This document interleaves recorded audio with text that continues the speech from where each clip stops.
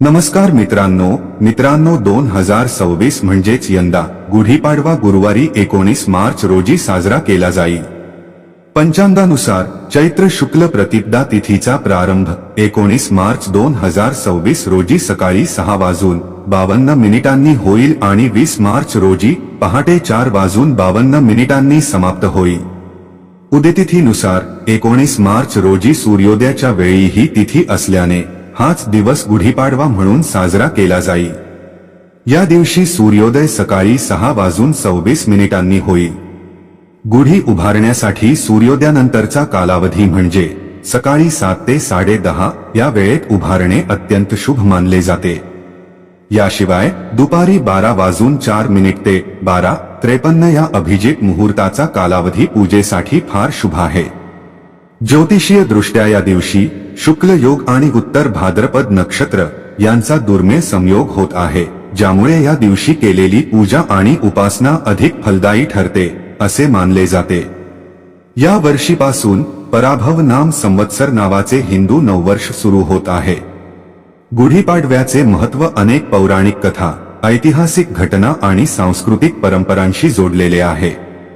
ब्रह्मपुराणानुसार महापर्ल्यानंतर भगवान ब्रह्मदेवांनी याच दिवशी सृष्टीची पुनर्निर्मिती केली आणि वेळेचे चक्र सुरू केले, म्हणून हा दिवस सृष्टीच्या प्रारंभाचा दिवस मानला जातो।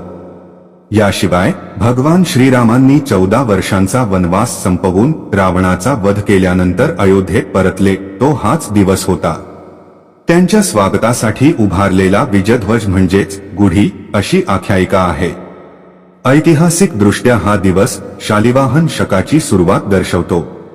असे मानले जाते की शालिवाहन राजाने याच दिवशी शकांवर विजय मिळवून नवीन शकाची स्थापना केली। मराठा साम्राज्यात छत्रपती शिवाजी महाराजांनी केलेल्या विजयांच्या स्मरणार्थ ही गुढी उभारली जाते, जी पराक्रम आणि स्वाभिमानाचे प्रतीक आहे। गुढीपाडवा म्हणजे वसंत ऋतूचे आगमन आणि रब्बी पिकांच्या कापणीचा हंगाम सुरू होण्याचा दिवस। हा 3.5 मुहूर्तांपैकी एक असल्याने या दिवसातील प्रत्येक क्षण शुभ मानला जातो आणि कोणतेही शुभ कार्य करण्यासाठी वेळ पाहण्याची आवश्यकता नसते। यामुळे व्यवसाय सुरू करणे, नवीन वाहन किंवा सोने चांदी खरेदी करणे यासाठी हा दिवस अत्यंत शुभ समजला जातो। भारतीय संस्कृतीत रंगांना फक्त सौंदर्याचेच नव्हे तर आध्यात्मिक, मानसशास्त्रीय आणि वैज्ञानिक महत्त्वही आहे। प्रत्येक रंग विशिष्ट ऊर्जेचे, भावनेचे आणि तत्वाचे प्रतिनिधित्व करतो। गुढीपाडवा हा हिंदू नववर्षाचा पहिला दिवस असल्याने या दिवशी रंगांची निवड अत्यंत काळजीपूर्वक केली जाते। विशेषतः गुढीला बांधल्या जाणाऱ्या वस्त्राचा रंग, पूजेसाठी वापरल्या जाणाऱ्या फुलांचे रंग आणि स्वतः परिधान केलेल्या वस्त्रांचे रंग यांचा सकारात्मक ऊर्जेशी जवळचा संबंध मानला जातो। या संदर्भात काळा रंग हा सर्वात अशुभ मानला जातो, परंतु त्याखेरीजही काही इतर रंग आहेत जे गुढीपाडव्यासारख्या मांगल्य प्रसंगी टाळण्याची परंपरा आहे। ही परंपरा केवळ अंधश्रद्धा नसून ती शतकानुशतकेच्या अनुभवातून, ज्योतिषशास्त्रातून आणि आयुर्वेदातून तयार झालेली एक समग्र जीवनशैली आहे। काळा रंग हा गुढीपाडव्यासाठी सर्वात निषिद्ध मानला जातो।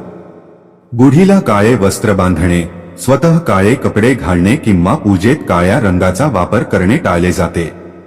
यामागील कारणे अनेक स्तरांवर आहेत। भारतीय तत्वज्ञानानुसार सृष्टीतील प्रत्येक गोष्ट 3 गुणांनी बनलेली आहे: सत्व, रज आणि तम। काळा रंग हा प्रामुख्याने तमोगुणाचे प्रतिनिधित्व करतो। तमोगुण म्हणजे आळस, अज्ञान, नकारात्मकता, भीती आणि मृत्यू। गुढीपाडवा हा नवीन वर्षाचा प्रारंभ असल्याने या दिवशी सत्वगुण, पवित्रता, ज्ञान, शांती आणि रजोगुण, ऊर्जा, कृती, उत्साह यांचे वर्चस्व असणे आवश्यक मानले जाते।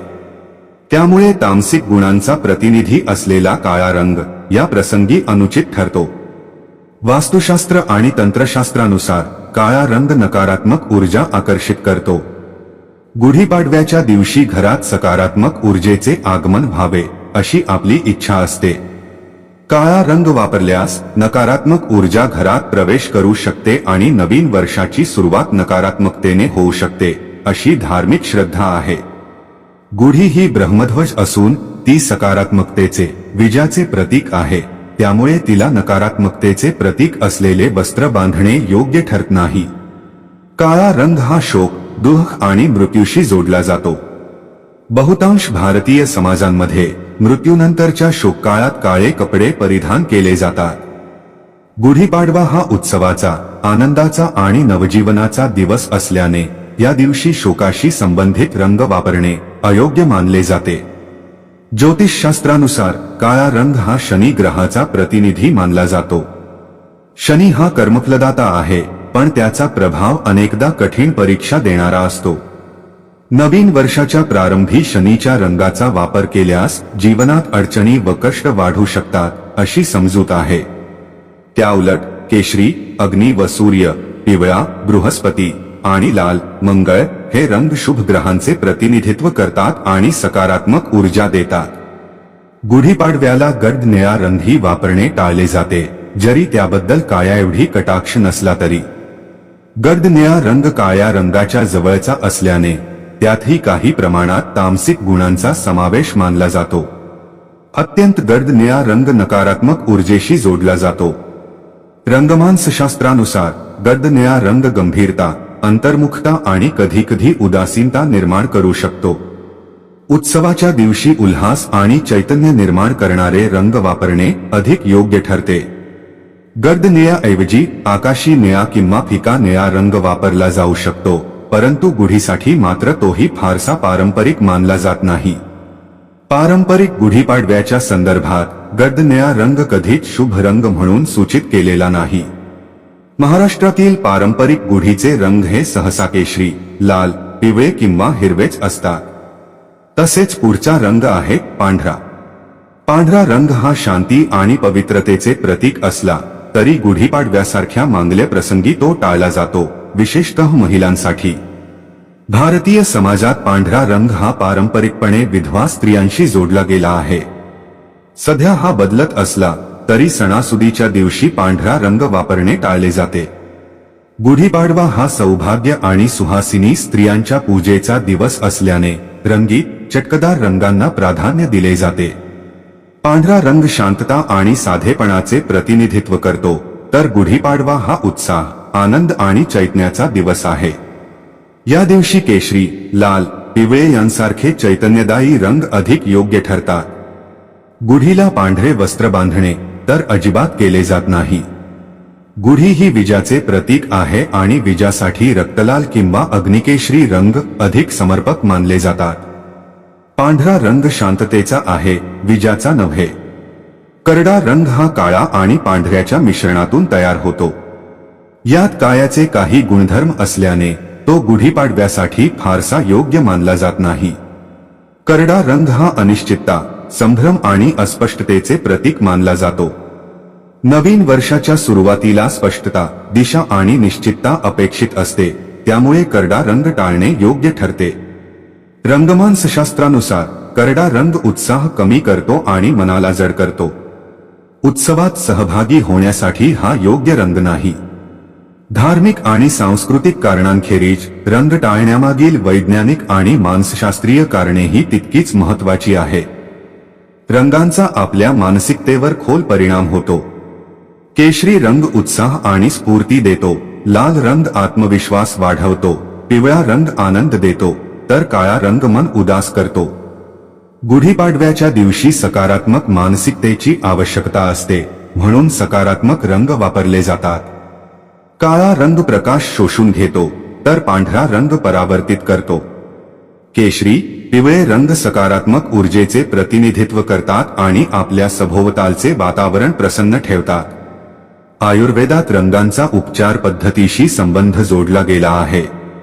प्रत्येक रंग हा शरीरातील विशिष्ट दोषाशी, वात, पित्त, कफ संबंधित आहे.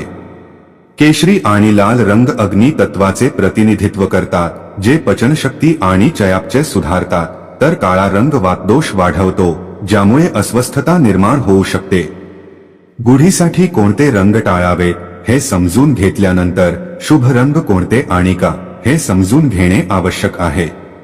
केशरी, भगवा हा रंग अग्नीचे, ऊर्जेचे आणि त्यागाचे प्रतीक आहे. तो सर्वोच्च आध्यात्मिक ऊर्जेचा प्रतिनिधी मानला जातो. गुढीसाठी हा सर्वात शुभ रंग आहे. लाल लाल रंग शौर्य, विजय आणि सौभाग्याचे प्रतीक आहे. तो देवीचा रंग मानला जातो आणि सकारात्मक ऊर्जा देतो. पिवळा रंग बुद्धी, समृद्धी आणि स्थैर्याचे प्रतीक आहे. तो बृहस्पती ग्रहाशी संबंधित आहे आणि ज्ञान व संपत्ती देतो. हिरवा रंग निसर्ग, नवजीवन आणि समृद्धीचे प्रतीक आहे. वसंत ऋतूत साजरा होणाऱ्या या सणासाठी हा रंग अतिशय योग्य आहे. गुढीपाडवा किंवा उगादी हा सण भारताच्या विविध राज्यात वेगवेगळ्या नावांनी साजरा केला जातो आणि प्रत्येक राज्याच्या रंग परंपरा वेगळ्या आहे. महाराष्ट्रात गुढीसाठी केशरी रंगाला सर्वाधिक महत्त्व आहे. हा रंग शिवाजी महाराजांच्या पदार्पणाशीही जोडला गेला आहे. कर्नाटक, आंध्र प्रदेश, तेलंगणा येथे उगादीच्या दिवशी पिवळ्या रंगाला विशेष महत्त्व आहे.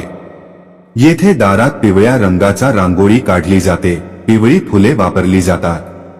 बंगालमध्ये याच दिवशी साजरा होणाऱ्या वसंत नवरात्रीमध्ये लाल आणि पांढऱ्या रंगाला विशेष महत्त्व आहे.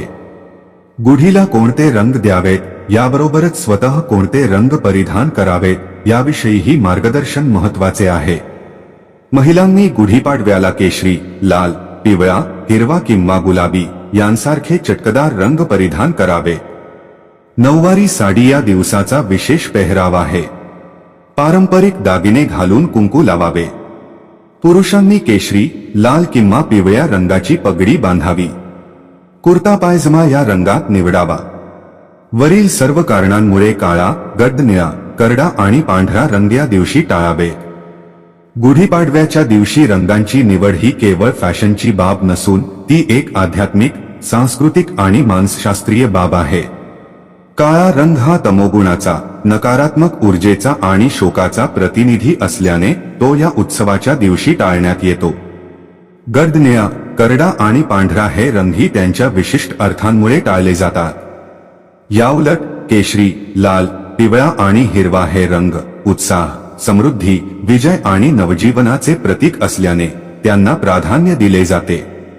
गुढीपाडवा 2026 मध्ये जेव्हा आपण आपल्या घरी गुढी उभाराल तेव्हा या रंग संकल्पना लक्षात ठेवा. गुढीला केशरी किंवा लाल रंगाचे वस्त्र बांधा. स्वतःही चैतन्यदायी रंग परिधान करा आणि नवीन वर्षाचे स्वागत सकारात्मकतेने करा.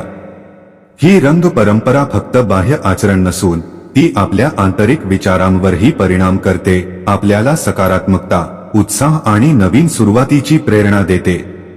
तर मित्रांनो, आजसाठी एवढेच. आम्हाला आशा आहे की आजची माहिती तुम्हाला नक्कीच आवडली असेल. तेव्हा व्हिडिओला लाईक करा, शेअर करा आणि चॅनलला सबस्क्राईब करायला विसरू नका.